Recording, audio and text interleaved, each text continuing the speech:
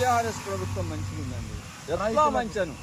ఎట్లా మంచాను ఒక మాటని తప్పించుకోవాలా. నేను ఈ ఇస్తాను, ఈ పథకం పెడతాను అన్నాడు, ఇచ్చాడు. సరే ఆమె ఏ తిప్పలు పడ్డాడో ఏదో మనకి అనవసరం.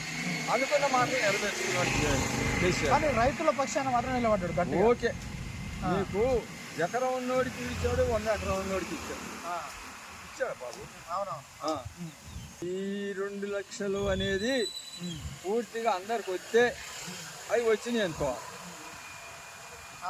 అంతే కదా. దాని గురించి ఇప్పుడు నేను చెప్పలేము. ఎవరికో ఒకసారి 100 వచ్చింది, 1 లక్ష వచ్చింది, ఇంకో 1 లక్ష వచ్చింది, మనం చెప్పలేము.